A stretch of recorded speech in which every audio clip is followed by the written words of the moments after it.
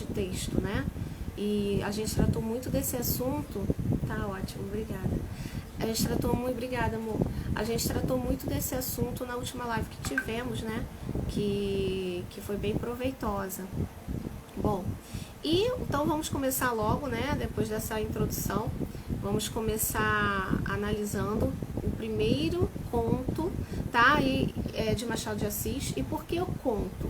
Porque o conto é uma forma principalmente daquela pessoa que não tem o costume de ler, né, de se envolver com a literatura, é uma forma de acessar o texto literário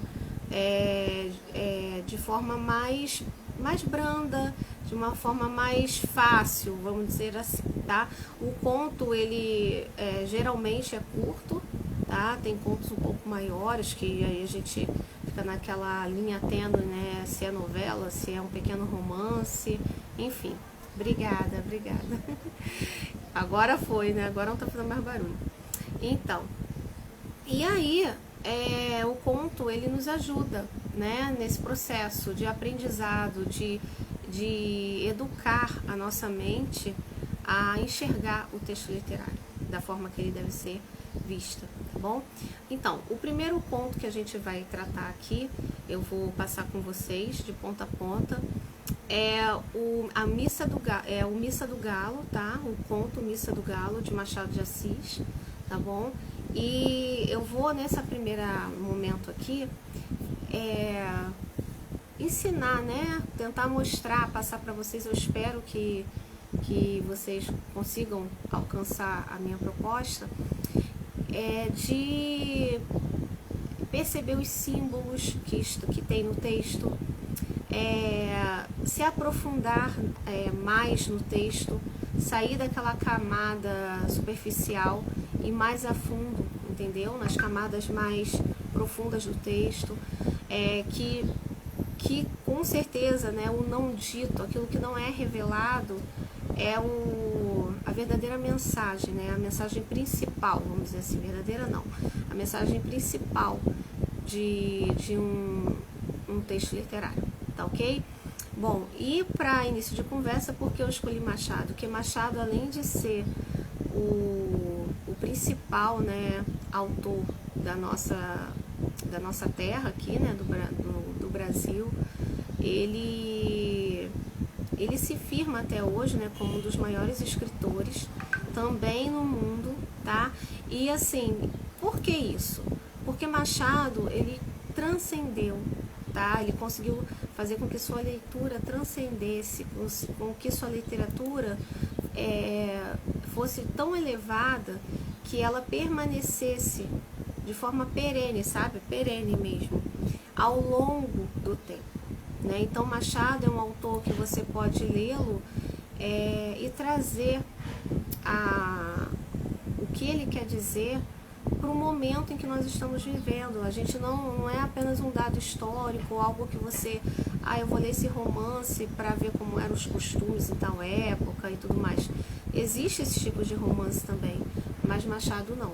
Machado, ele vem de uma escola de romance, né, chamada irônica, tá? E aí, quando falo de ironia, não estou me referindo à figura de linguagem de ironia. Ele usa também muito disso, mas da construção narrativa dele. E a construção narrativa irônica, ela nunca vai ter aquele pé na realidade, sabe? Tentando construir os personagens de forma completa, de que não deixe dúvida alguma para o leitor, que determinado personagem pensa dessa forma, age de determinada forma. Não, ele vai sempre trabalhar ali na sugestão, tá? E para isso ele vai usar vários recursos, como a própria ironia, e sim, ironia como figura de linguagem, o deboche, a ambiguidade, tá? Então, assim, isso é muito latente, isso é muito evidente, na verdade, nesse texto Missa do Galo aqui, tá? E a gente pode até fazer assim, quando a gente for ler o texto, a gente pode até lembrar de Dom Casmurro, tá? Esse texto, ele é muito trabalhado na sugestão, tá ok? Bom, então eu vou lendo parte a parte e vou destrinchando com vocês, tá? Inclusive o texto está na nossa bio, tá bom? Lá na nossa bio você clica e tem a primeira pasta chamada primeira temporada da série Arte Literária e o texto de hoje já tá lá, tá ok? Então vamos lá. Missa do Galo. Nunca pude... Obrigada. Nunca pude entender a conversação que tive com uma senhora há muitos anos. Contava eu 17, ela 30. Olha, é incrível, nesse primeiro período aqui, né, do texto, Machado já dá o caminho das pedras pelo qual nós temos que percorrer, tá? Nada é posto aleatoriamente, tá? Tudo é para produzir um sentido, tá ok? Então, primeiro, a gente pode perceber que o texto se dá na primeira pessoa, o narrador, né, de primeira pessoa. Ele também está dentro dali da história, né? Ele é um narrador e é o personagem principal da história. Então a gente tem uma visão aí um tanto passional. A gente tem a visão só do protagonista em relação a tudo que aconteceu. Então a primeira coisa, né? O primeiro detalhe aí, a primeira característica de um romance, né? De fundo irônico é esse. Ele já colocou ali o personagem para contar a história pra gente, né? É igual quando alguém conta uma história pra gente, mas ela conta de acordo com a ótica dela, entendeu? Então você sempre precisa confrontar outras opiniões, outras pessoas, por exemplo, que também viram determinada situação, passaram pela mesma situação vamos dizer assim, que a pessoa A contou pra gente, sobre o que ela contou pra gente confrontar os discursos e tirar uma conclusão. Porém, a gente não tem essa condição aqui, né? Então, é isso. O Machado aí já deixou a sugestão, ó. Eu sou de primeira pessoa, né? O narrador. Eu tô contando uma história pra vocês. E além disso, ele fala, nunca pude entender, ou seja, ele não chegou a conclusão nenhuma. Ele ficou assim meio sem chegar de fato a uma conclusão do que tinha acontecido com ele, né? Então ele teve uma conversa com essa senhora, ele tinha 17 anos, ou seja, saindo ali da juventude, né? Início da vida adulta, e ela 30, ok? Era noite de Natal. Sim, era noite de Natal, né? A gente já pode perceber até por conta do nome, Missa do Galo, né? Missa do Galo é um evento católico que acontece na noite de Natal. Havendo ajustado com um vizinho irmos à Missa do Galo, preferi não dormir, combinei que eu iria acordá-la à meia-noite. Ok, era esse o combinado, né? Ele tinha se programado para isso. A casa em que eu estava hospedado era do escrivão Menezes, que fora casado em primeiras núpcias com uma de minhas primas, ou seja, ele não morava lá, ele estava lá como hóspede, né, do Menezes, que já tinha casado com uma prima dele, o primeiro casamento.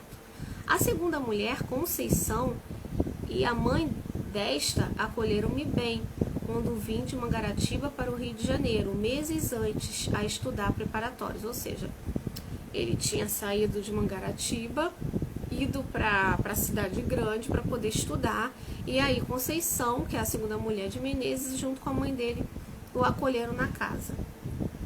Vivia tranquilo naquela casa assombrada da Rua do Senado, com os meus livros, poucas relações, alguns passeios. A família era pequena, o escrivão, a mulher, a sogra e 2 escravas. Costumes velhos. Às 10 horas da noite, toda a gente estava nos quartos. Às 10h30, a casa dormia. Ou seja, ele fala assim, as pessoas tinham costume, né? Era religiosamente aquilo. E aí ele fala assombrado nesse sentido, né? Todo mundo se recolhia em determinada hora, tinha esse hábito, né? Às 10, a gente tem que prestar atenção nesse detalhe aqui, tá? Qual o detalhe? Às 10 horas da noite, toda a gente estava nos quartos. Às 10h30 a casa dormia. Não havia mais ninguém acordado. Guardem esse detalhe aqui do conto, tá bom? Nada está ali por acaso, ok? Então vamos lá, continuando. Deixa eu ver aqui que eu me perdi. Tá. Nunca tinha ido ao teatro e mais de uma vez, ouvindo dizer ao Menezes que ia ao teatro, pedi-lhe que me levasse consigo. Nessas ocasiões, a sogra fazia uma careta e as escravas riam à socapa, né? Quer dizer o quê? Que as escravas, elas riam disfarçadamente, tá bom? Um detalhe, gente, procurem sempre estar com dicionário, tá? Não tenham preguiça de acessar um dicionário para poder ver o significado daquilo que você não sabe, tá bom? Isso aumenta o nosso vocabulário e a gente, numa outra determinada hora, quando você encontrar essas palavras que você não sabia, você já vai saber, tá ok? Então é isso, a socapa, ou seja, disfarçadamente. Ele não respondia, vestia-se, saía e só tornava na manhã seguinte. Mais tarde é que eu soube que o teatro era um eufemismo em ação. Olha isso, ele não ia para o teatro, né? O que é um eufemismo? É uma figura de linguagem que procura atenuar uma verdade, né? Um fato. Por exemplo, quando a gente diz uma pessoa morreu, aí você fala, fulano morreu. Não, ou fulano bateu as botas. Não, a gente não vai falar dessa forma, né? Aí a gente vai falar de uma forma mais atenuada, principalmente se for para um parente. Olha, fulano acaba de fechar os olhos, foi recolhido pelo Senhor, esse tipo de coisa, né? Então isso é um eufemismo. Ou seja, o que o teatro era um eufemismo em ação? Porque na verdade ele saía com a desculpa de ir ao teatro, mas era para atrair a esposa, ele tinha uma amante, tá? Isso fica muito claro. Logo aqui na continuação do texto, Menezes trazia amores com uma senhora separada do marido e dormia fora de casa uma vez por semana. Conceição padecera a princípio com a existência da comborça, mas afinal resignara-se, acostumara-se e acabou achando que era muito direito. Ou seja, a comborça aqui é a amaziada, né? Aquela mulher aquela amante que ele já tem, como se fosse duas mulheres, né? Mas como a poligamia ela não é aceita, né, legalmente, então assim, a amaziada, né? Ele tinha ali uma amante regular, vamos dizer assim. Boa Conceição, a gente está falando agora de quem? Da esposa do Menezes, tá? Ela acabou aceitando a situação. Entenda, sempre aqui a ironia, quando ele fala Boa Conceição, por ser Machado, pelo estilo de Machado, ser o estilo irônico, tanto de formação, tá? A formação que ele tem, a escrita dele, a forma dele escrever o romance, né? De uma escola romanesca, né? Uma escola de romance de ironia. A gente percebe que ele não colocou esse Boa Conceição e com o ponto exclamativo à toa, tá bom?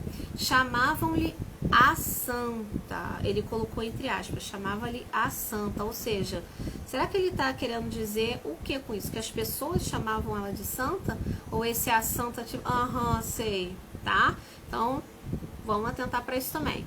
E fazia jus ao título, tão facilmente suportava os esquecimentos do marido. Nossa, como ela era uma mulher, né, equilibrada. Em verdade, aí, olha só, para um leitor mais desavisado, mais inocente, ingênuo mesmo, ele não vai entender a ironia. E aí ele vai realmente ser conduzido para pensar que de fato ela era santa, ela era boa, ela era uma pessoa que aceitava, né, a traição do marido de uma forma tranquila. Preste atenção na continuação aqui do texto, esse parágrafo. Em verdade, era um temperamento moderado, sem extremos, nem grandes lágrimas, nem grandes risos. No capítulo de que trato, dava para Maometana, aceitaria um harém com as aparências salvas, ou seja, aqui dava para maometano, ele está adjetivando o nome Maomé, tá? Tá dando uma característica de Maomé para a Conceição, dizendo o quê? O que é Maomé, né? Que tem um harém, né? Que aquele homem muito poderoso tem um harém, né? Então, ele tá dizendo aqui, ela aceitaria um harém, desde que ficasse as aparências salvas, ou seja, desde que o casamento continuasse intacto, ainda que para a sociedade, ok? Enfim, aceitaria um harém com as aparências salvas. Deus me perdoe se a julgo mal. Tudo nela era atenuado e passivo. Como eu tô falando, ele tá levando esse leitor desavisado a realmente aceitar que ela era passiva, ela era uma pessoa moderada, aquela pessoa que não fede nem cheira, equilibrada, não se dá nenhuma emoção, tá ok? O próprio rosto era mediano, nem bonito nem feio. Era o que chamamos uma pessoa simpática. Não dizia mal de ninguém, perdoava tudo, não sabia odiar. Pode ser até que não soubesse amar. Ou seja, uma pessoa que não é nenhuma coisa nem outra, né? É aquela passividade constante. Guardem isso também, tá ok? Porque isso lá na frente vai mudar, e muito. Naquela noite de Natal, foi o escrivão ao teatro, né? Aqui as aspas sou eu que estou colocando, tá? No texto não tá. Na verdade, a gente sabe que o teatro significa o momento que ele estava atraindo ela ali, né? Bom dia aí pra Shirley, que acabou de entrar. Seja bem-vinda. Então, aí continuando aqui, o escrivão foi ao teatro, ok. Era pelos anos de 1861 ou 1862. Olha só, ele mostra de novo essa ambiguidade, né? A gente não pode confiar nesse narrador, porque ele mesmo não se lembra. Bom dia, Shirley. Obrigada aí pela presença. Ele mesmo não se lembra se foi em 1861, 1862, ou seja, não podemos confiar nesse narrador. Como eu disse, a formação de romance, né, a escola, nós temos duas escolas de romance, né, a realista e a irônica. E Machado, ele é dessa vertente irônica, tá? Então, ele sempre vai ele vai trabalhar com ambiguidade, com a sugestão, com a ironia, tá ok? Então ele falou aí, eu não sei se era 1861 ou 1862, para já deixar a gente com uma pulga atrás da orelha, tá ok? Eu já devia estar em Mangaratiba, em férias, mas fiquei até o Natal para ver a Missa do Galo na corte. Ele nunca tinha ido, né, à Missa do Galo. A família recolheu-se à hora de costume. Eu meti-me na sala da frente, vestido e pronto. Só um minuto aqui, coçando minha perna. Dali passaria ao corredor da entrada e sairia sem acordar ninguém. Tinha 3 chaves à porta. Uma estava com o escrivão, ou seja, o Menezes, né? Eu levaria a outra, a terceira ficava em casa.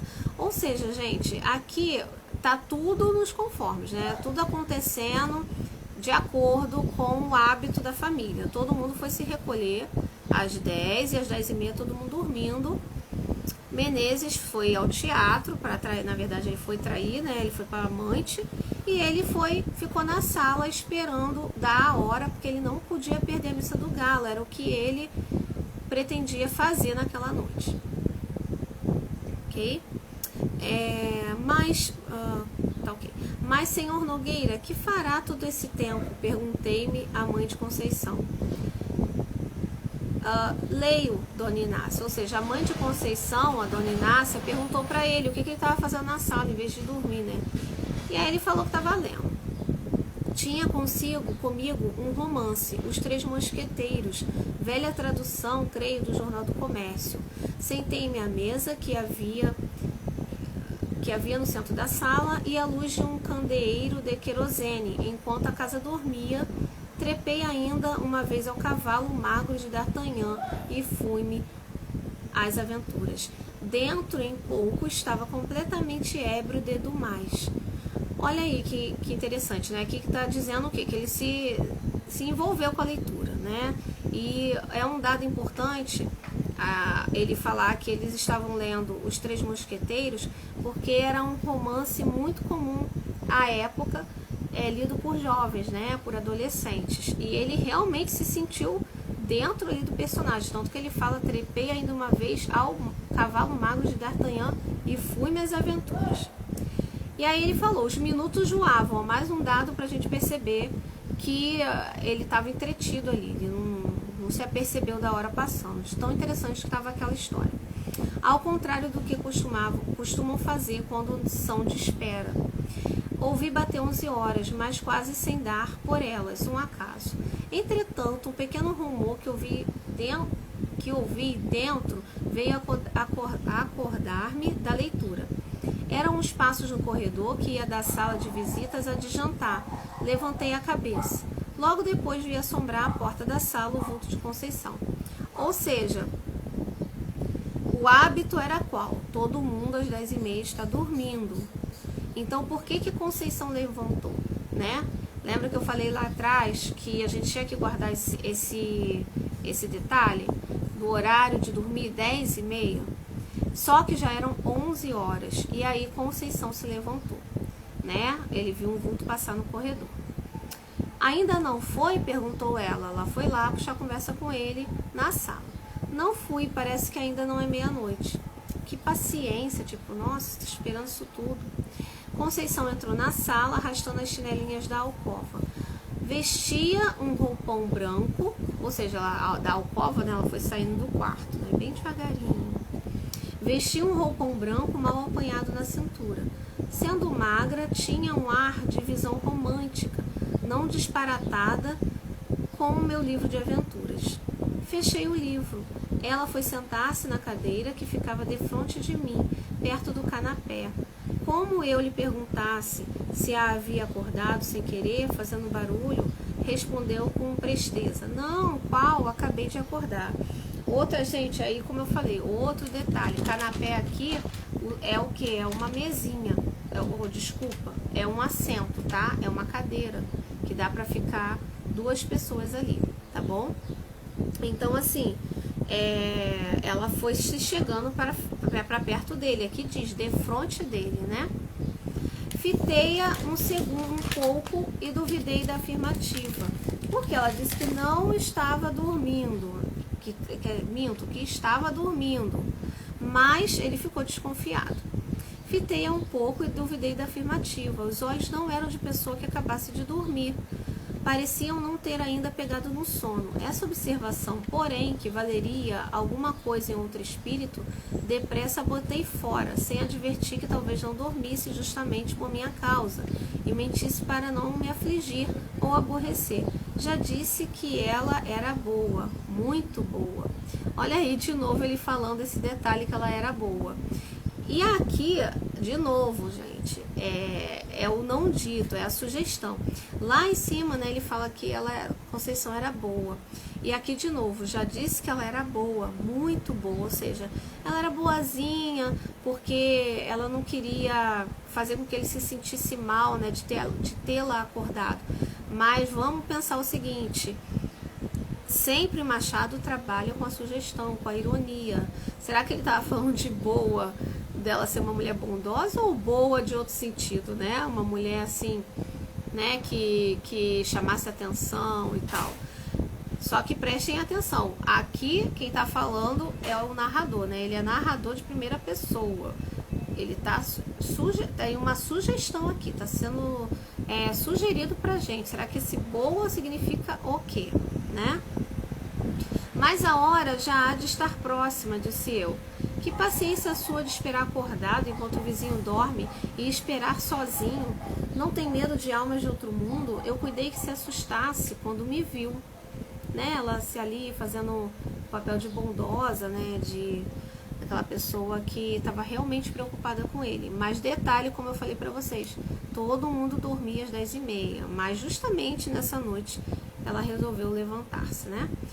Quando ouvi os passos, estranhei, mas a senhora apareceu logo. O que é que estava lendo? Não diga, já sei, é o Romance dos Mosqueteiros.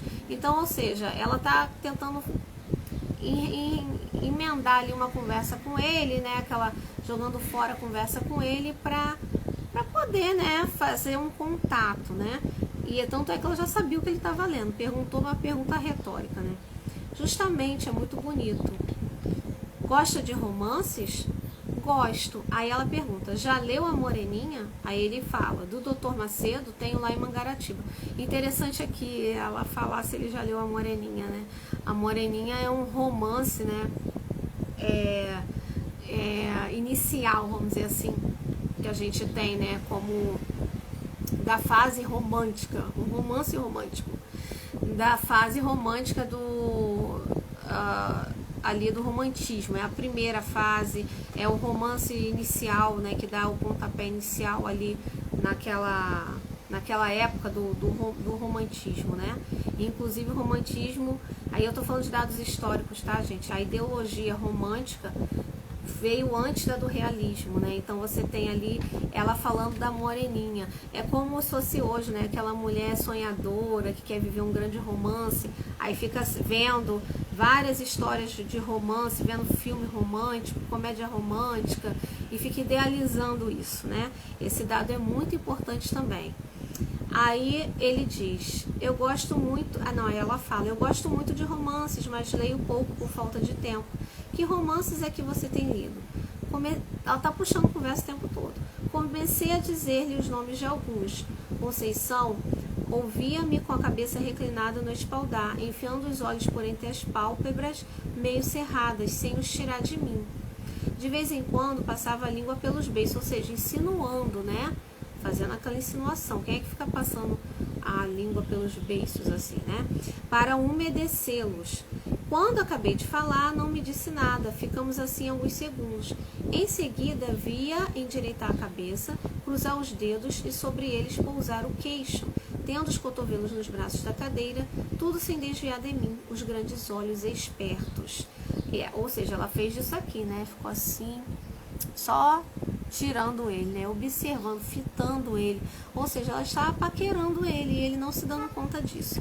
Lembra lá do primeiro dado, no primeiro período desse conto? Ele tinha 17, ela tinha 30, ok? Ele era um meninão, né? Aí ele pensou, talvez esteja aborrecida, pensei eu. E logo alto, Dona Conceição, creio que vão sendo horas e eu... Aí ela cortou, não, ainda é cedo. Vi agora mesmo o relógio, são 11h30. Tem tempo. Você perdendo a noite é capaz de não dormir de dia? Já tenho feito isso. Eu não. Perdendo uma noite, no outro dia estou que não posso. E meia hora que haja hei de passar pelo sono, mas também estou ficando velha. Que velho o quê, Dona Conceição? Ou seja, ele começou a observá-la, né, de uma forma diferente. Lembra que no início ele fala que ela era mediana, ela era sem graça, né? E agora ele já fala algumas indícios de que ele está começando a reparar, né? Ela está diferente nesse momento. Tal foi o calor da minha palavra que a fez sorrir, ou seja, ela ficou ruborizada, né? Falou, nossa, o que a gente leva a crer aqui, né? A gente tem que ter isso em mente. O autor nunca vai falar, ela ficou ruborizada, assim, acessado. Um romance de escola realista, talvez, mas um romance de escola irônica, de formação irônica, jamais fará isso. Ele sempre vai sugerir, vai deixar com você para pensar, né? Tal foi o calor da minha palavra que a fez sorrir. De costume, tinha os gestos demorados e as atitudes tranquilas, de costume. Agora, porém, ergueu-se rapidamente, passou para o outro lado da sala e deu alguns passos entre a janela da rua e a porta do gabinete do marido. Esse detalhe aqui é muito importante, tá? Ela ficou entre a janela da rua e a porta do gabinete do marido. Aqui nós temos um simbolismo, que é o quê? A janela, ela indica o quê? A aventura, né? Ela se abrir para o mundo, para coisas novas. Esse é um símbolo. E o outro símbolo, a porta do gabinete, ou seja, a porta significa ali o lugar de conforto o qual ela estava acostumada, né? Está ali naquele ambiente, naquele casamento. Tanto é que é a porta do gabinete do marido. aquele casamento de aparências, e ela ficou ali, entre um e o outro, ou seja, indecisa, tá? E ela levantou rápido, ou seja, ela estava já, meu Deus, o que eu vou fazer, né? Assim, com o desalinho honesto que trazia, dava-me uma impressão singular. Magra, embora, tinha não sei que balanço no andar, como quem lhe custa levar o corpo. Essa feição nunca me pareceu tão distinta como naquela noite, ou seja, ele está reparando bem ela. Parava algumas vezes, examinando um trecho de cortina ou consertando a posição de algum objeto no aparador, ou seja, ela estava ali pensando, né? A gente pode imaginar essa cena, né? Ela pensando, o que eu faço, né? Será que eu dou vazão a esse sentimento, a essa aventura, ou eu mantenho as aparências, me mantenho fiel ao meu marido, essa minha a ideia de para os outros, né, que eu sou santa e tudo mais. E aí ela fica ali, né, examinando a cortina, ajeitando. Isso é o que? É a vida, né, gente? A pessoa, imagina aí, aquela pessoa que está prestes a atrair alguém, o seu cônjuge, o seu parceiro, e fica ali, né, tendo aquele embate dentro da sua mente, né? E foi bem isso que aconteceu. Parava algumas vezes examinando um trecho da cortina ou consertando a posição de algum objeto no aparador. Afinal, deteve-se ante mim com a mesa de permeio. Estreito era o círculo das suas ideias. Tornou ao espanto de me ver esperar acordado. Eu repeti-lhe o que ela sabia, isto é, que nunca ouvira a missa do galo na corte, não queria perdê-la. Ou seja, ela sempre tentando conversa com ele. E essa conversa toda, jogar a conversa fora, né? Ela estava querendo que ele visse, que ele tomasse atitude e visse assim, nossa, eu tô dando mole para você, toma uma atitude, é isso que ela está querendo dizer. É a mesma missa da roça, todas as missas se parecem. Olha só, ela tirando, né, a importância do evento, né? Ela falando, é a mesma coisa, não fica, né, não se liga não. De repente até sugerindo que ele desistisse de ir, né? Acredito, mas aqui há de haver mais luxo e mais gente também. Olha, a Semana Santa na corte é mais bonita que na roça. São João não digo, nem Santo Antônio. Assim ele falou, né? Pouco a pouco tinha-se reclinado, fincara os cotovelos no mármore da mesa e metera o rosto entre as mãos espalmadas. Não estando abotoadas as mangas, caíram naturalmente, e eu vi-lhe metade dos braços, muito claros e menos magros do que se poderiam supor. Aqui, de novo, aqui é um símbolo do quê? Da sensualidade, né? Naquela época, a mulher, né, se deixar revelar, né? Era algo assim, que ela estava mostrando, que ela estava expondo para um homem que não era seu, algo do corpo dela, né? Então imagina, ela estava ali naquela mesa ali de apoio e ela botou as mãos assim, ficou olhando para ele muito de pertinho, e aí as mangas da camisola, né, do roupão, caíram. Então, ou seja, ela estava se insinuando totalmente para ele, né? Ok. A vista não era nova para mim, ou seja, a vista do quê? Dessa pele, da pele dela. Posto também não fosse comum. Naquele momento, porém, a impressão que tive foi grande. As veias eram tão azuis que, apesar da pouca claridade, podia contá-las no meu lugar. A presença de Conceição espertara-me ainda mais que o livro. Ou seja, ele já saiu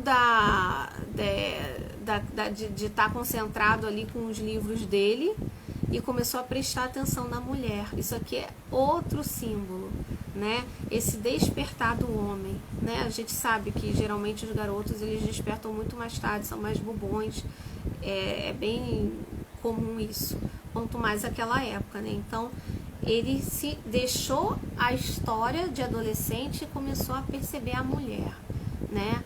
Essa transição, é muito claro essa transição. Aliás, a gente tem que sempre prestar atenção nisso. O Machado, ele sempre faz esse jogo dos contrários, tá? E não é um se opondo ao outro, não, é a aproximação dos contrários, tá bom? Eles caminhando juntos. Como é a nossa vida? Nós não somos nem uma coisa ou outra. Nós somos uma mistura de várias coisas, né? Um dia você faz algo de bom, no outro dia você faz algo de ruim, se arrepende e volta de novo. Então, assim, esse jogo dos contrários, a gente percebe essa dualidade, mas aí é um jogo não um contra o outro, né? É uma aproximação, tá? Humanizando essa questão do contraditório, tá bom? E ele não faz juízo de valor, tá ok? É outro dado aí de Machado que a gente não vai ver isso, né? Haja vista aí o clássico Dom Casmurro, né? Ele não faz juízo de valor, ele sugere, sugestiona, e a gente nós como leitores que temos que viver essa experiência, né? De descobrir, mesmo que não descobrir, de entender, né? Que a vida é assim, tá? Essa constante mudança, tá? E a gente o tempo todo se contradiz, e é isso que ele está apontando aqui, tanto em Conceição, tá? Que essa mulher que quer manter as aparências, mas ao mesmo tempo quer viver um romance extracurricular. A mesma coisa é com o senhor Nogueira, né? Que é o rapaz.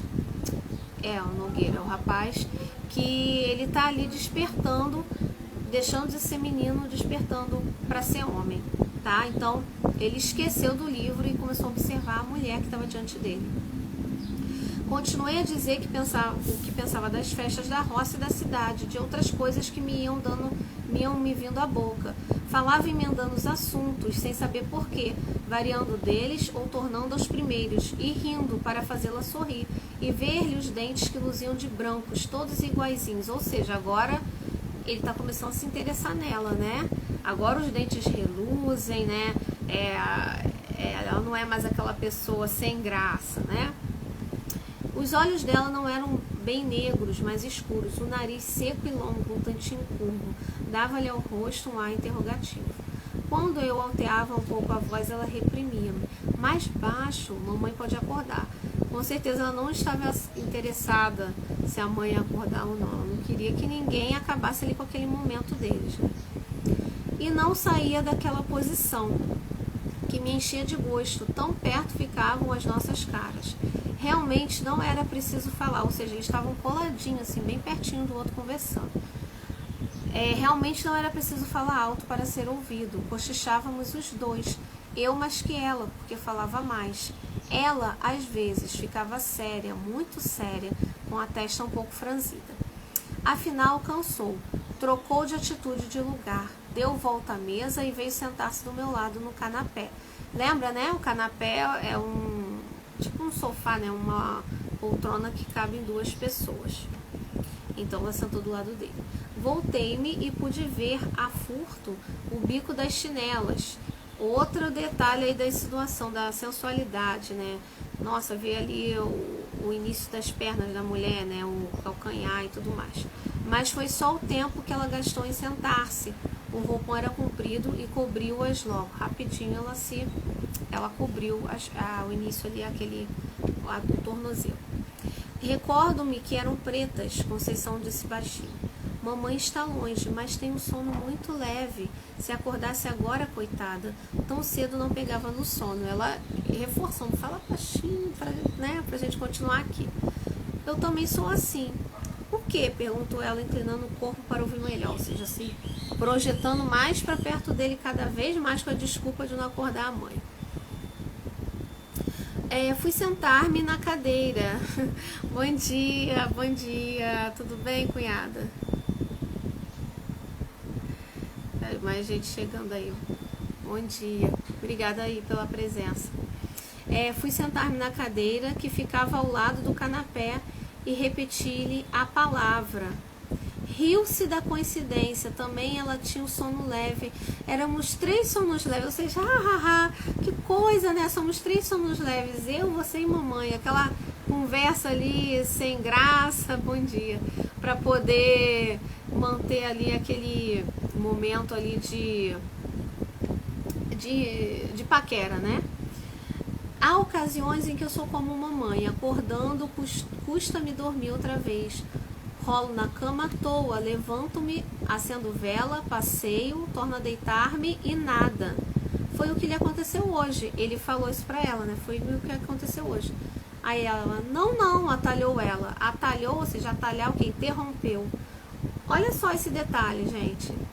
Ela não tinha dito que tinha acordado, tinha perdido o sono, e agora ela falou, não foi isso. Ele falou, foi o que te aconteceu hoje, você perdeu o sono. Ela, não. Aí ele pensa, né, que o narrador vai falar com a gente. Não entendi a negativa. Ela pode ser que também não a entendesse, ou seja, ele não entende nada. Ele não tá ali, ele é um adolescente, né, que tá sendo colocado diante de uma cena que ele nunca tinha vivido, vamos dizer assim, assediado por uma mulher mais velha, e tudo aquilo era muito novo para ele, mas ao mesmo tempo ele sabia que tinha algo acontecendo, só não podia precisar, né? E aí ele fala, não entendi a negativa. Por que ela falou isso? Não, atalhou ela, não, ela tá dizendo assim, eu não acordei, eu levantei porque eu quis para poder ficar aqui com você, eu tô te dando mole. Ela tá falando isso, só que ele ainda não se apercebeu, né? Pegou das pontas do cinto e bateu com elas sobre os joelhos, isto é, o joelho direito, porque acabava de cruzar as pernas. Então assim, ela cruzou as pernas, né? Mas essa é um outro movimento aí de projeção para a pessoa com quem eu falo, né? É uma análise aí corporal, né? O corpo fala também, então ela se projetou ali com as pernas cruzadas. Depois referiu uma história de sonhos e afirmou-me que só tiveram pesadelo em criança. Quis saber se eu os tinha. A conversa reatou-se assim lentamente, longamente, sem que eu desse pela hora nem pela missa. Ou seja, ele já estava perdendo o compromisso. Quando eu acabava uma narração ou uma explicação, ela inventava outra pergunta, outra matéria, e eu pegava novamente na palavra, de quando em quando reprimia-me, mais baixo, ou seja, ela não queria que a mãe acordasse. E a gente pode perceber que é um monte de conversa jogada fora, né? São conversas assim só para ficar ali naquela... Ela estava esperando que ele tomasse uma atitude de vez, né? Eles estavam ali sozinhos na sala, não tinha ninguém, todo mundo dormindo religiosamente, todo mundo ia às 10h30 dormir, e ela estava dando todo o ambiente para ele poder, né, tomar atitude. Ela não queria tomar essa atitude, mas ela estava se insinuando totalmente, ela estava abrindo ali o caminho para ele. Havia também umas pausas, 2 outras vezes pareceu-me que havia dormir, mas os olhos cerrados por um instante abriam-se logo sem sono nem fadiga, como se ela os houvesse fechado para ver melhor. Uma dessas, ou seja, ela ficava conversando e fechava os olhos assim para ouvi-lo melhor, né, e tal. Uma dessas vezes, creio que deu por mim, embebido na sua pessoa. Olha só, aqui ele já está embebido na pessoa dela, já está ali, né, extasiado com a presença dela. Para uma mulher que era mediana, sem graça, como ele descreveu lá em cima pra gente, agora se tornou uma mulher bem interessante, né? Novamente, essa mudança de comportamento, esse contraditório, ok? E lembra-me que os tornou a fechar, não sei se apressada ou vagarosamente. Há impressões dessa noite que me parecem truncadas ou confusas. Isso aqui é outra deixa do narrador. De novo, a gente está tratando de um narrador passional, ou seja, ele está falando as impressões dele, como ele está descrevendo essa cena. A gente não sabe se de fato foi assim, mas a gente sabe que houve ali uma situação, né, de uma, como é que eu vou dizer, ali aquele clima, né, de romance, de uma forma, quase um adultério, vamos dizer assim, mas ele é truncado, é confuso. Por quê? Porque ele, na verdade, ele é um adolescente, ele não tem experiência, então ele não sabe realmente se ela estava insinuando ou não. Contradigo-me, atrapalho-me, ou seja, ele está afirmando, é isso mesmo, tá? O Machado, ele não colocou isso aqui à toa não, tá? Sempre apontando pra gente que sim, que é isso mesmo, não confiem nele, não confiem no Nogueira. Uma das que ainda tenho frescas, ou seja, na memória, né, uma das coisas que ele tem fresca na memória, é que em certa ocasião, ela, que era apenas simpática, ficou linda, ficou lindíssima, ou seja, de novo, de sem graça, agora ela era linda. Estava de pé, os braços cruzados, e eu, em respeito a ela, quis levantar-me. Não consentiu, pôs uma das mãos no meu ombro e obrigou-me a estar sentado, ou seja, o toque, né, esse toque de propósito. Tipo, ela quis levantar, ela, não, fica aí, botou a mão aqui nele, como que dissesse para ele ficar sentado, mas também uma desculpa para pôr a mão nele, para ele senti-la, né? Cuidei que ia dizer alguma coisa, mas estremeceu, como se tivesse arrepio de frio, voltou as costas e foi sentar-se na cadeira onde me achara lendo. Ou seja, ela estremeceu, ela ficou nervosa quando ela sentiu ele, né? Ela ficou assim abalada. Por quê? Porque o pensamento dela já estava longe, né? Ela já estava imaginando coisas. Ok? Dali relanceou a vista pelo espelho, que ficava por cima do canapé. Falou de 2 gravuras que pendiam da parede. Ela agora vai começar a comentar da... Desculpa o barulho, tá, gente? Tá passando um carro aqui. Mas ela vai comentar das gravuras. Sempre conversa fora. Aí, olha só, aqui a gente tem outro simbolismo, tá? É outra indicação aí simbólica no texto. Estes quadros estão ficando velhos. Já pedi o Chiquinho para comprar outros. Chiquinho era o marido, né? O Menezes, tá? Era o Chiquinho. Os quadros falavam do principal negócio deste homem. Ele era o quê? Escrivão, né? Um representava Cleópatra, que me recorda o assunto não me recordo o assunto do outro, mas eram mulheres. Vulgares ambos, naquele tempo não me pareciam feios. Olha isso, gente. Quando ele era adolescente, ele olhou para aqueles quadros e achou bonito. Ele, pensa bem, ele está falando já o que aconteceu. Então, tanto é que ele está falando, não lembro direito se foi assim, se foi assado. Então, assim, mas agora ele acha feio, porque eles são vulgares, né? Tem uma foto ali, os 2 eram de mulheres, e um deles era da Cleópatra. Cleópatra, aquela rainha, né, que tinha um marido e tinha um amante. E ele fala, os 2 quadros representavam o negócio do homem. Dele ser escrivão, que negócio era esse? Dele ter amante, tá? Então ele tem ali, né, simbolizado ali o que verdadeiramente era o Menezes, e o que era aquele casamento deles, era um casamento de aparência, né? Então esses quadros aí já mostram isso também, esse simbolismo, tá? Do adultério presente na família, presente no casamento deles. Era um casamento de aparência, tá? Vamos dizer assim, a hipocrisia já habitava ali há tempo. Tanto é que ela fala, esses quadros estão ficando velhos, ou seja, o que está dizendo para a gente como leitor? O que a gente pode depreender disso? Que o adultério é um hábito, era algo que acontecia há muito tempo, mas aqui a gente está falando desse hábito por parte do Menezes, ou Chiquinho, do marido de Conceição, tá? Mas em todo o tempo você vê, durante essa conversa deles, que Conceição também queria trair o marido, e justamente com o Nogueira, com um rapaz de 17 anos, tá? Então, gente, nada de novo debaixo do céu. Desde sempre, assim, mulheres mais velhas se interessam por garotos novos, e aqui está bem representado isso. Era algo comum também naquela sociedade, tá? Na burguesia, enfim. Não só na burguesia, em todas as esferas da sociedade. Mas os textos, a priori, eram lidos, né, por essa burguesia, né, da época, né? Se bem que esse texto aqui, ele faz parte da Páginas Recolhidas e foi posto direto em forma de livro.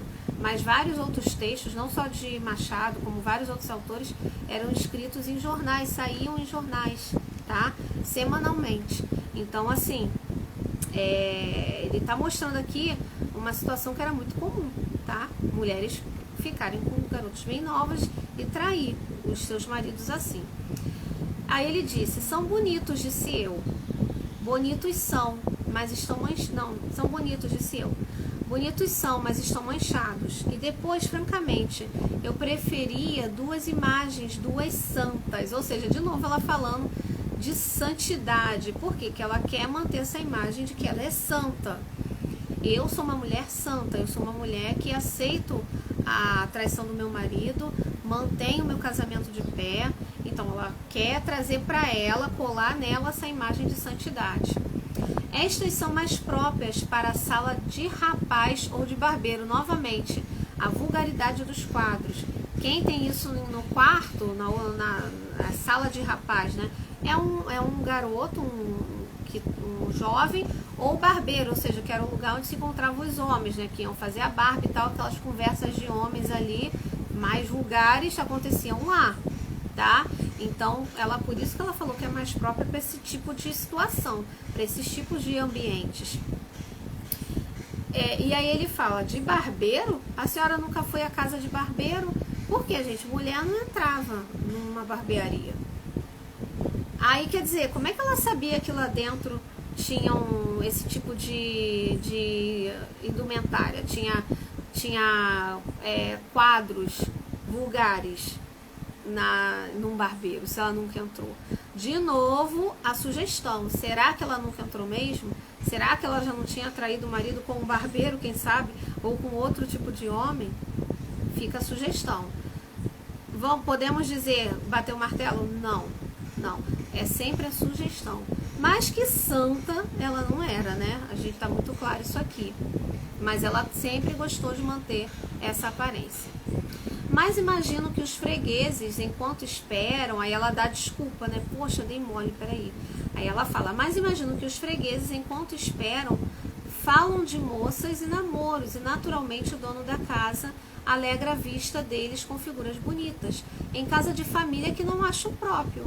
É o que eu penso, mas eu penso muita coisa assim esquisita. Seja o que for, não gosto dos quadros. Eu tenho uma Nossa Senhora da Conceição, minha madrinha, muito bonita, mas é de escultura, não se pode pôr na parede, nem eu quero, está no meu oratório. Ela de novo afirmando, olha, eu sou uma mulher muito digna, eu tenho um oratório, eu tenho uma escultura da Nossa Senhora da Conceição, ok? A ideia do oratório trouxe-me a da missa. Ele lembrou, caraca, oratório, missa. Lembrou-me que podia ser tarde, quis dizê-lo. Penso que cheguei a abrir a boca, mas logo a fechei para ouvir o que ela contava, com doçura, com graça, com tal moleza que trazia preguiça à minha alma e fazia esquecer a missa e a igreja. Ou seja, ela era envolvente, né? Interessante isso, ela deixou de ser sem graça, né? Bem rapidamente. Falava de suas devoções de menina e moça. Em seguida, referia umas anedotas de baile, uns casos de passeio, reminiscências de Paquetá. Tudo de mistura, quase sem interrupção. Ela foi emendando um monte de assunto só para poder manter ali aquele momento entre eles dois. Ela não queria que isso acabasse, ela queria que ele tomasse uma atitude. Quando cansou do passado, falou do presente, dos negócios da casa, das canseiras de família, que lhe diziam ser muitas antes de casar, mas não eram nada. Não me contou, mas eu sabia que casara aos 27 anos. Bom, enfim, ela falou muita coisa, não disse nada, né? Ficou falando só para manter ali o assunto. Já agora não trocava de lugar, como no princípio, e quase não saíra da mesma atitude. Não tinha os grandes olhos compridos e entrou a olhar à toa para as paredes. Precisamos mudar o papel da sala, disse daí a pouco, como se falasse consigo. Concordei para dizer alguma coisa, para sair da espécie de sono magnético, ou o que quer que era, que me tolhia a língua e os sentidos. Ele estava ali, né, olhando para ela, envolvido ali com ela falando, ela andando, ela observando as coisas, mas na verdade aquilo ali era só para ver se ele percebia o que ela estava querendo. Queria e não queria acabar a conversação. Queria e não queria, de novo isso aí, né? Fazia esforço para arredar os olhos dela e arredava-os por um sentimento de respeito. Mas a ideia de parecer que era aborrecimento, quando não era, levava-me os olhos outra vez para Conceição. Ou seja, ele ficou, né? Ele estava confuso. Será que ela está realmente se insinuando para mim? Nossa, e ficou naquilo, né? Ele não termina com essa conversa. Fico olhando para ela ou não? Né? Porque ele já estava olhando com um olhar muito de admiração, enfim, de interesse. Aí a conversa foi morrendo, na rua o silêncio era completo. Chegamos então, aí a conversa começou a morrer, né? Não estava dando em nada isso daí, né? Chegamos a ficar por algum tempo, não posso dizer quanto, inteiramente calados. O rumor único e escasso era um roer de camundongo no gabinete, que me acordou daquela espécie de sonolência. Quis falar dele, mas não achei modo. Aqui um outro não dito que a gente tem que prestar atenção, uma outra entrelinha, né? Um outro dado que você precisa estar atento para perceber. É simbólico esse camundongo. Realmente ali eles só ouviram o barulho, ele só ouviu o barulho escasso de um camundongo a roer no gabinete. E só que, gente, quer dizer o quê? O gabinete, lembra que eu falei? É o lugar de segurança do casamento, tá? Ainda que de aparência. Mas quer dizer o quê? Que aquilo ali já estava, o símbolo ali do rato é algo que já está velho, que está sendo roído, está sendo corroído por dentro, tá? Aquilo ali já perdeu a essência, o vigor, virou um trapo, algo para os ratos, entendeu? E aí, outro detalhe, esse ruído acordou Nogueira, tá? Ou seja, ele diz: era um roer de camundongo no gabinete que me acordou daquela espécie de sonolência, ou seja, daquele momento ali que ele estava inebriado pela presença dela. Ele despertou, tipo, caramba, não é para eu estar aqui de conversa mole com essa mulher sozinho nessa sala, né? Ainda que meio inocente, meio bobo, ele percebeu que tinha algo acontecendo. Então, isso despertou ele, ou seja, existe um casamento, ainda que de aparências, mas existe, acorda, né? Se desperta disso. Conceição parecia estar devaneando. Subitamente ouvi uma pancada na janela, do lado de fora, e uma voz que bradava: missa do galo, missa do galo. Ou seja, a janela novamente, né? Que aponta para o novo, tá ok? E isso é importante, esse despertar. Missa do galo, missa do galo. Eu vou falar, já tá terminando, e eu vou falar no final por quê isso, tá? Porque até porque o nome do conto é esse, Missa do Galo. Então ele despertou. Lá fora anunciava missa do galo, tá ok? Era o amigo dele, né, que estava chamando para ele ir, conforme combinado, para a missa. Aí está o companheiro, disse ela, levantando-se. Tem graça, você que ficou de acordá-lo, ele é que vem acordar você. Vá que onde se horas, adeus. Ou seja, ele que veio acordar você. O combinado era ele ir lá acordar. Mas esse acordar quer dizer só, ele estava dormindo por um acaso? Não, ele estava conversando com ela. Então aqui a gente pode dizer, não, mas ele quis dizer, veio chamar, né? Não, aqui é chamar, tá? O amigo foi chamar, mas também quer dizer, ele veio te trazer para a realidade, para tu sair dessa abstração, tá? Para você parar de viver no mundo da idealização e viver a realidade. Para você se despertar para o que realmente vale a pena e deixar as coisas passageiras de lado. Será que vale a pena entrar, fazer parte de um adultério, ser um amante de uma mulher mais velha? É isso que esse despertar quer dizer, tá? Isso aqui é todo o simbolismo, são as entrelinhas, é o que está abaixo, na camada ali, né, superficial do texto, tá ok? Então a gente tem que prestar atenção nisso. Então tem que ela fala, vá que é onde você horas, adeus. Como assim adeus? Adeus você fala para alguém que você não vai ver mais. Mas ele estava morando lá, ele estava, não morando, mas ele foi recebido naquela casa para passar ali um período. Então ele ia na missa e ia voltar. Ela está dizendo, já era, acabou. Isso aqui que poderia ter sido, não vamos ter mais essa oportunidade. Então, adeus. Já serão horas? Perguntei. Naturalmente. Missa do galo, repetiram de fora batendo. Ou seja, acorda para o que realmente é importante na sua vida, tá? Não vale a pena seguir com essa conversa, tá? Vá, vá, não se faça esperar, a culpa foi minha, adeus, até amanhã. E aí ela fala adeus, até amanhã. E com o mesmo balanço do corpo, Conceição enfiou pelo corredor dentro, pisando mansinho. Saí à rua e achei o vizinho que esperava. Guiamos dali para a igreja. Durante a missa, a figura de Conceição interpôs-se mais de uma vez entre mim e o padre.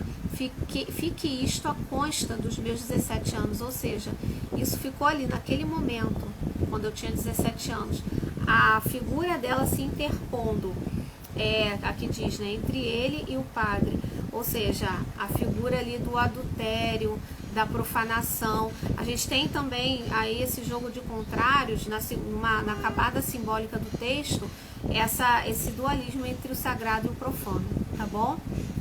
Aliás, esse é a verdadeira mensagem não que as outras não sejam, mas é a verdadeira mensagem que o texto quer trazer pra gente. Na manhã seguinte ao almoço, falei da missa do Galo e da gente que estava na igreja, sem excitar a curiosidade de Conceição. Aí já tinha passado, já estava no outro dia lá almoçando. Durante o dia, cheia como sempre, natural, benigna, sem nada que fizesse lembrar a conversação da véspera. Pelo ano bom, fui para Mangaratiba, ou seja, no ano novo. Quando tornei ao Rio de Janeiro em março, o escrivão tinha morrido de apoplexia. Teve uma morte súbita, talvez. Conceição morava no Engenho Novo, mas nem a visitei, nem a encontrei. Ouvi mais tarde que casara com um escrevente juramentado do marido. Olha, gente, que interessante, né? Ela traiu, não traiu? Igual aquela situação de Bentinho? Eu não sei. Existe a sugestão, tá? Só que como o texto termina assim abruptamente.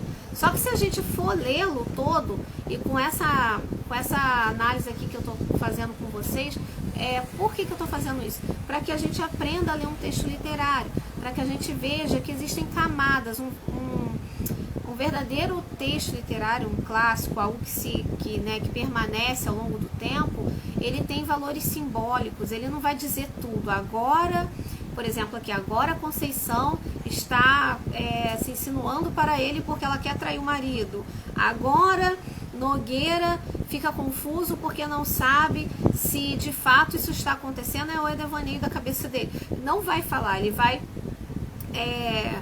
ali colocar como se fosse a vida real mesmo, né? Como as coisas acontecem, tá bom? Então, assim, a gente que tem que perceber.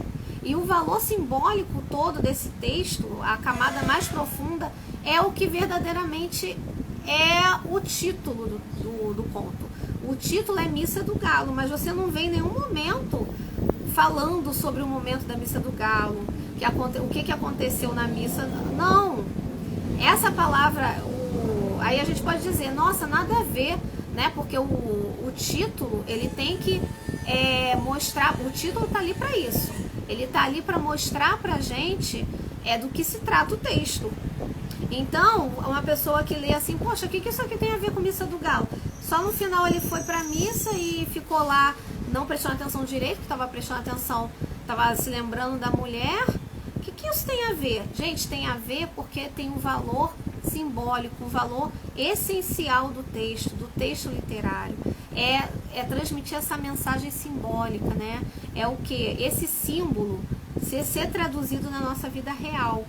E a gente ser confrontado com ele, tá? O que esse texto nos confronta? Essa dualidade entre o profano e o sagrado e como eles se aproximam. E como cabe a nós escolher, né? E aqui o sagrado não é só o fato de ele vai para a igreja ou ele não vai para a igreja. Não, é essa situação. O que vale a pena, né? Eu escolher o que é duradouro ou o que é momentâneo, o que é passageiro. É isso que tem aí, é essa dualidade. Eu perdi tanto tempo conversando com uma mulher que não ia dar em nada. E aí por isso esse despertar, Missa do Galo, ou seja, vamos para o que realmente importa, né? Então você tem esse simbolismo aí. Outro detalhe também é quando a gente vê lá no início que ele diz, eu nunca estive na Missa do Galo na corte. Ou seja, essa passagem, né, desse menino, a missa do galo, né, acontece na comemoração do Natal. E o Natal quer dizer o quê? Nascimento, mudança. Tanto é que a gente lê o nosso calendário antes de Cristo, depois de Cristo. Depois que Jesus nasceu, tudo mudou. Ou seja, a missa do galo ali representa o quê?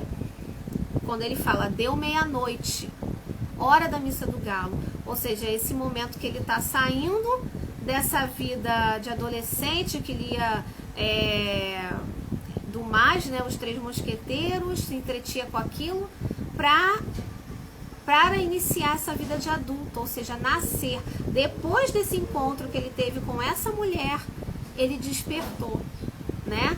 Ele despertou para as coisas de homem. Aquele momento ali que ele não sabia lidar, porque era algo novo, a inexperiência, né? O menino bobão, que até hoje a gente percebe isso, os adolescentes, os meninos, eles são mais difíceis de perceber as coisas, as meninas já são muito mais sagazes. E ele estava deixando de ser esse menino quando ele teve esse encontro com essa mulher, e para ser homem, despertar. Depois daquele dia, da meia-noite, ele nunca mais seria o mesmo. Tanto é que ele vai para a missa, mas ele está pensando em quem? Na Conceição, né? Então, bom, gente, a gente já vai terminar a nossa aula, tá? Mas esse texto, as outras aulas eu não vou ler tudo assim, tintim por tintim, mas eu quis mostrar nessa primeira aula dessa forma, para que vocês percebam como o texto literário é uma verdadeira arte, né, literária. Ela faz com que a gente reflita, ela nos confronta e faz a gente observar a realidade de uma forma muito mais clara, traduz pra gente de forma muito mais clara coisas que a gente às vezes não consegue precisar, tá? Então, assim, ele tá tratando aqui de uma situação, de um encontro entre uma mulher que queria ter um amante pré-adolescente, próximo da fase adulta, e esse garoto inexperiente. Ok, essa é a primeira camada, mas vai muito além. Qual é o valor simbólico? O que é o não dito? O que está nas entrelinhas? Isso é a verdadeira arte, né? Esse é o verdadeiro ponto ali que a gente consegue perceber. Não, a gente está tratando aqui de um texto artístico, de fato, de uma arte literária. Por quê? Vai ter significância, vai ser traduzido na minha realidade de alguma forma, né?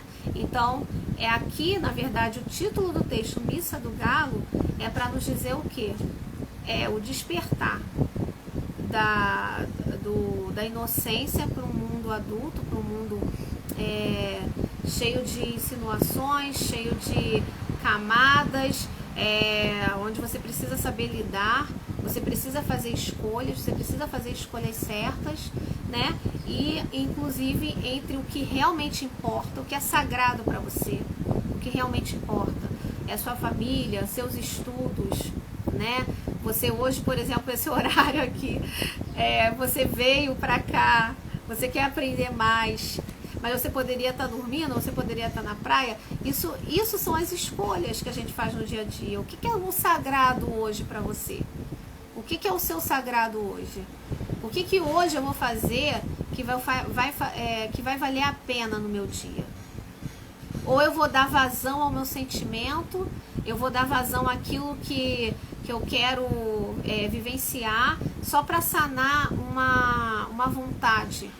E depois aquilo não vai fazer sentido nenhum para mim, eu vou me arrepender, né? Pode ser o sagrado hoje, pode ser eu ir fazer um exercício físico para eu me melhorar, para eu ter uma vida saudável, ou eu vou escolher comer um monte de besteira porque eu tô morrendo de vontade, mas depois eu vou me arrepender, entendeu? Então é isso aqui, é essa lição, é isso aqui que Machado tá trazendo pra gente, tá bom? É essa lição, tá ok?